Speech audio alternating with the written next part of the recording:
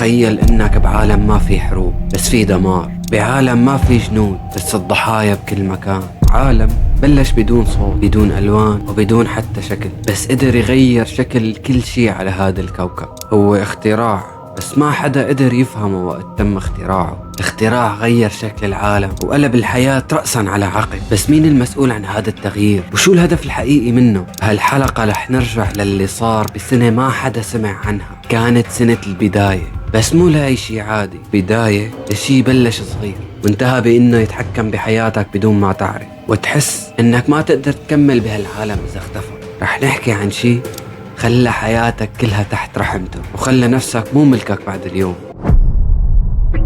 ببداية الستينات كان في حرب باردة شغالة، روسيا من جهة وأمريكا من الجهة الثانية. ما كانت الحرب شغالة بس على الأرض، كانت فوق وكانت تحت وكانت بالعقول. مسؤولين بأمريكا بلشوا يوسعوا بشي غريب، الشبكة تربط الكمبيوترات بين بعضها البعض وعن بعد، والسبب لو صار حرب نووية تضل المعلومة ماشية بدون ما تتأثر بشي ولا حتى تنقطع. الفكرة كانت بسيطة بس كتير معقدة وصعبة، واللي صار بعدها ما كان بسيط أبدا. كان في عالم الرياضيات بهديك الفترة اسمه لين كلينرو، قال جملة غريبة بسنة 1961: إذا قدرنا نبعث معلومة من جهاز لجهاز وبدون أي تدخل بشري فالعالم كله رح يصير جهاز واحد. هي الجملة ما فهمها كتير ناس بهديك الأيام، بس اليوم نحن عايشين جواتها.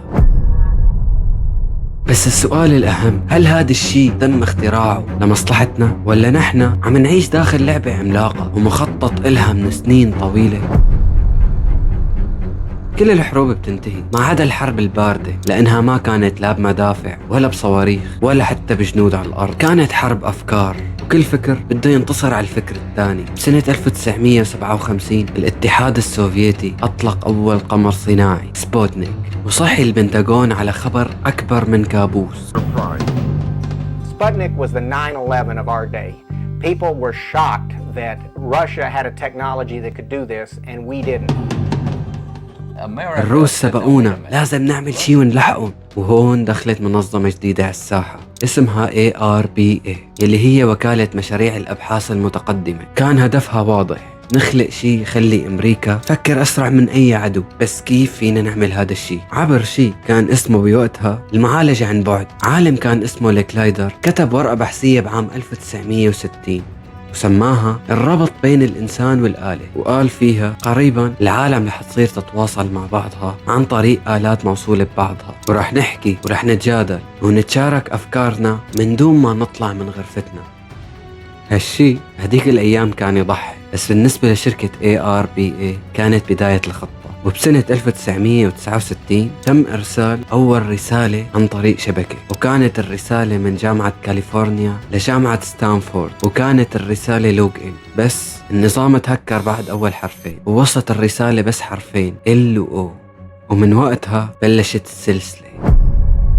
كل جهاز جديد وكل جامعة وكل مختبر بلشوا ينضموا للشبكة. بس الموضوع ما وقف هون، في شي غريب صار. بنهاية السبعينات صارت الشبكة تكبر بسرعة، بس بلشت تظهر أسئلة: مين فعلا عم يراقب الشبكة؟ وليش بعض الجامعات انسحبت فجأة؟ وشو دخل الاستخبارات بالقصة كلها؟ في تقارير بتقول إنه CIA دخلت بالمشروع بمرحلة مبكرة، مو بس للمراقبة بل بالمشاركة، وموثق إنه بعض الأكواد تم تطويرها بمكاتب مغلقة بواشنطن. مين كتب هي الأكواد؟ وليش بعض الأسماء اختفت بعد سنين قصيرة؟ لكلايدر فجأة انسحب من المشهد فجأة وبدون ما يترك تفسير. هل الإنترنت كان فعلا مشروع للعلم ولا كان من البداية أداة بتخلينا نحكي ونراقب ونتشارك ونكتشف ونكتب وتنكتب نهايتنا؟ الشيء اللي بلش كشبكة إنقاذ عسكري صار شبكة تحكم عالمي. بس السؤال يلي رح نحكي فيه هلأ، كيف انتقل هذا الشيء من المختبرات للبيوت؟ وشو الثغرة اللي دخل فيها الإنترنت على حياتنا بدون ما نحس؟ بسنة 1991 العالم تغير، بس مو بسبب حرب ولا أزمة اقتصادية ولا حتى وباء. السبب هو شفرة واحدة كتبها شخص ونشرها وفتح بوابة ما حدا قدر يسكرها، وهو عالم بريطاني كان يشتغل بمختبر CERN، وكتب برنامج بسيط وسماه World Wide Web.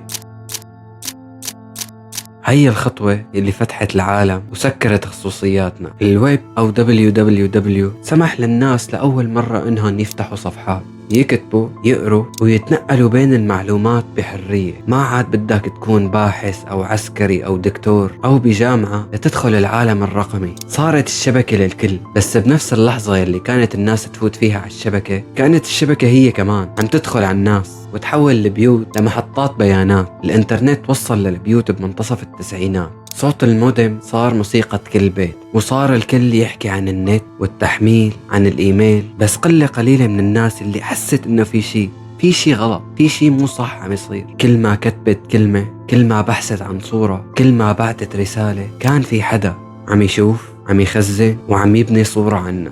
الشركات كلها صارت تجمع بيانات مشان تحسن التجربة على الأساس، بس الحقيقة كانوا عم يبنوا أكبر قاعدة بيانات عن البشرية.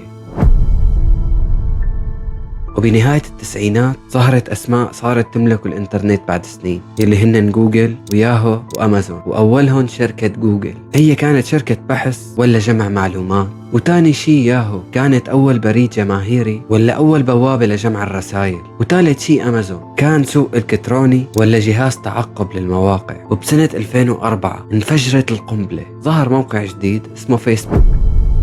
He is the baby-faced multi-billionaire power broker who rubs shoulders. لأول مرة الناس عم تكتشف كل شي بإيدها، صور، مشاعر، أماكن، آراء. صار في ملايين عم ينشروا ومئات عم يراقبوا، ومجموعة صغيرة بس عم تتحكم بكل هذا. الإنترنت صار أكبر من إنه يكون اختراع، صار واقع بديل. العالم الواقعي صار أبطأ وأغلى وأكثر توتر، بس الإنترنت أسرع وأرخص وفي كل شي. بس السؤال، مين فعلا بيمتلك الإنترنت ومين بيقدر يطفيه؟ وإذا بكرة صحينا ولقيناه مقطوع شو بيصير؟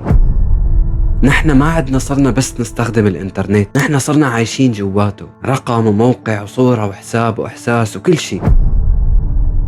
في شيء ما بيطلع بنتائج جوجل ولا بينشاف على المتصفحات العادية، وما بيوصل له غير الناس اللي بيعرفوا كيف يوصلوا له. الدارك ويب، الإنترنت يلي بنشوفه كل يوم، هو بس سطح المحيط، صفحات وصور وتطبيقات. بس تحت السطح المواقع العميقة، الديب ويب. وفي أعمق الدارك ويب، وهون ما في قوانين، ما في أسماء حقيقية، وفي كل شي بيخطر على بالك. سوق سلاح، عملات مزورة، جوازات، هويات مسروقة، شبكات تهريب. للوصول لهالمكان بدك متصفح خاص، متصفح التخفي، بشفر هويتك وعنوانك وحتى خطواتك. بس مو كل شي مظلم بيكون شر. المثير بالموضوع، الإنترنت المظلم مو بس مكان للجريمة، في ناس بتستخدمه مشان تحكي، صحفيين بيبعتوا تقارير من أماكن ممنوع فيها الكلام، وهاكرز بيدافعوا عن حقوق.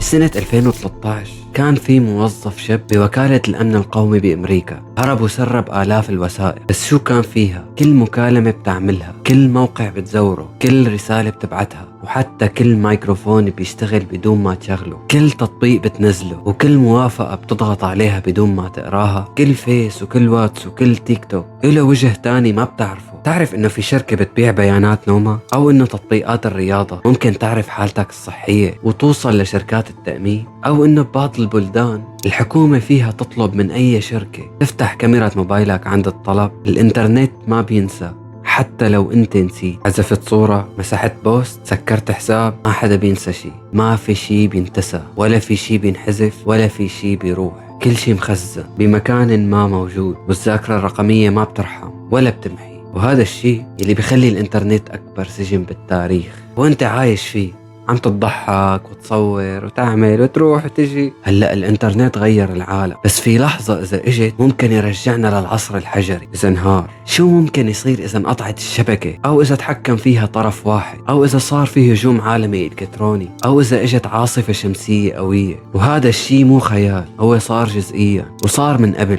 وفي علامات بتقول إنه رح يرجع بس بقوة أكبر بكتير. energy into one superstorm which plowed through the orbit of Earth just a week after the planet had moved through that part of space. In other words, if the solar storm erupted only... الانترنت ما عاد مجرد اختراع، صار حياة مثل أي حياة تانية. له لحظة ولادة، بس أكيد في لحظة رح تجي ويموت فيها. بس السؤال، نحن قديش قربنا من لحظة الموت الرقمي؟ تخيل تفيق الصبح، تمسك موبايلك تفتحه ما في انترنت، تفتح اللابتوب ما في اتصال، تبعت رسائل وما توصل. مو بس عندك، عند كل الناس. كل شي مرتبط بالنت اختفى. العالم سكر فجأة من دون انذار ومن دون تفسير حتى. المفاجأة انه هالشي صار وممكن يرجع يصير مرة تانية. ب 27 اكتوبر وبسنة 2021 ملايين الناس ما عاد قدروا يوصلوا للمواقع، حتى خدمات تيك توك وجوجل وامازون وحتى الطيران كل شي وقف، كل هالتطبيقات وقفت. والسبب كان هجوم كبير، هجوم الكتروني كبير على شركات DNS، وهي السيرفرات هي نفسها اللي بتخلينا نوصل للمواقع. العالم صار هش، كبسة زر صار بيوقف كل شي، ممكن توقف دول وتصير انهيارات عالمية.